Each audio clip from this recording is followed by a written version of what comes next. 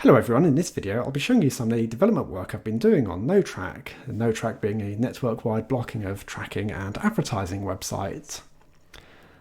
So I've been transitioning away from Bash towards Python for a lot of the back-end scripts. This has led to some quite significant speed improvements because I'm working a lot with SQL tables and regular expressions, which is better suited in Python, and I think it's multi-threaded as well, so some quite significant speed improvements to be had. Now it's weird the way I've been running this, so you've got the web server here.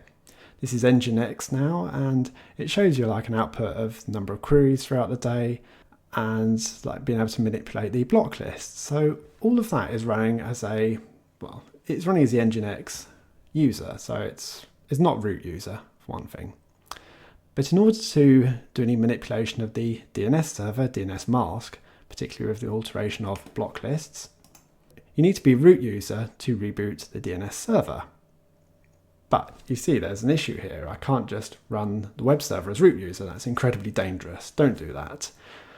So in order to get around that, I used to have a script that could be run as sudo without a password, and it could only do certain things. But now what I'm doing instead is running a daemon all the time in Python. So this would be a daemon, and it's doing a few things. So here it's processing the block lists every 4 minutes. It's also doing a check for the analytics being this. So it's looking for any oddities in websites that have been accessed, looking for any malware that's been accessed or any possible trackers that have slipped through. So it's doing all these things, and it's tracking the status, what is requested. And let me just minimize get me out of the way. So if I drop to incognito, say I don't want any of my queries logged. Sorry about the CSS here, it looks better at full screen, but I want to be able to show you the terminal output as well. I know with this being a daemon, you wouldn't normally see terminal output, but it's good for debugging. I just changed the block status there. That's fine. And if I want to do something like disable blocking, well, I can do that. And as you see, it picks it up in a daemon that a config file has been changed, a config file that the Nginx web server can manipulate, and a daemon which is running at root user can take action from.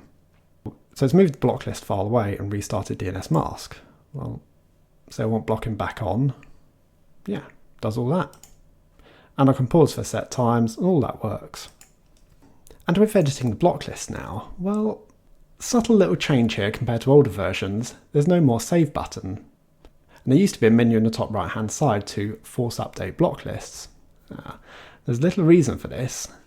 The daemon picks up the config change when the block lists have been modified and will take action of it. So let me just go and select that. So that's DuckDuckGo's confirm list. And you can see it's now processing all these files. So what's this? There was 75,000 lines in one file. And all in all, that's finished processing it. So you can see the speed of this. And this is just running on a Raspberry Pi 3. And this is not an x86 server anymore now. And this was the sort of speed you were getting out of the old version of NoTrack with a very powerful server. Now it's equivalent speeds off a Raspberry Pi. It's brilliant. What a difference it has made moving to Python. So little things now in the editing of block lists that, you don't have to hit the save button anymore now. You don't have to force updates of the block lists. It just get on and does the job. Except there's one save button still needed on the custom block list if you want to use a locally stored or downloadable block list from wherever. And it can process quite a few different types of block lists. You've got easy lists, you've got the traditional Unix block lists, plain block list file, and defanged block lists. So I'm not restricting use of any particular block list. If it can process it, it will process it. And there's one other very useful change which I've done to significantly improve the speed here and looking at DNS queries which have been made throughout the day. So if you're looking at particular severities, so we're going to go severity 2, which is tracker has been accessed. Now it is storing which block list actually blocked access to a particular website. So that's all things that the daemon has allowed me to do. So I'm not reloading the same list off the SQL every few minutes. I'm reading it once, keeping it in memory until it's been changed. So yeah, that really does help now on the speed of the PHP side of things. Because before, the PHP script had to go and find out which block list was responsible for each block. Well, now that's not the case. And also go and edit the SQL table now when there's been a successful tracker visited. You can see it's fake here. I just wanted to make the analytics do something. Pixel.fake.site. It doesn't know the difference, but it's looking for keywords, and one of the words is pixel. Yes, this is really coming along now, and I'm quite impressed with the performance gains. As I said, bear in mind I'm using a Raspberry Pi. I'm not going to shorten any of these scenes. This is literally what it is like now.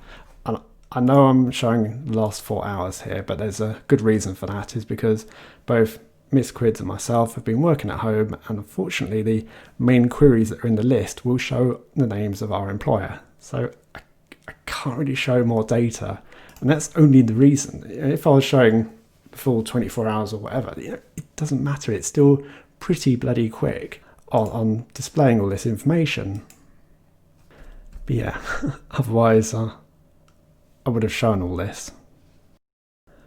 One thing I was working on yesterday was the live page. So this is when you don't want to wait for any of the logs to be uploaded into the SQL table. So you can go on here and you get a live view of the DNS mask log file as it's being read. Let's try a few different bits here. I'll go to this lovely website called 207.net, which is owned by Adobe and is blocked by NoTrack. Well, if I wait a moment or a few seconds, that will appear in here because I'm only looking at severity 2, which is connection blocked. So, new feature.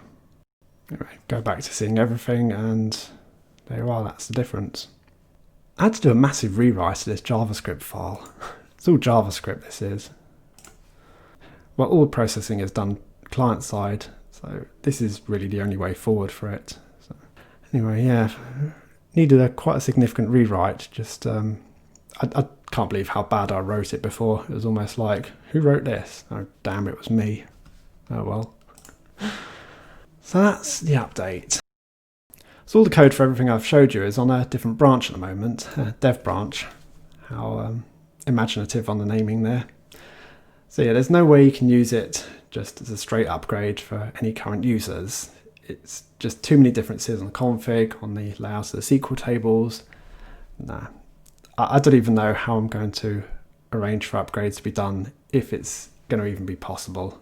I don't think it will be. There's things we're getting rid of, and there's too many new things. And what I'm also thinking is maybe changing this numbering. If we're going to go for a whole new release of NoTrack, let's not progress any further forward with the numbering like this, the 0.9, 0.10, whatever it will be.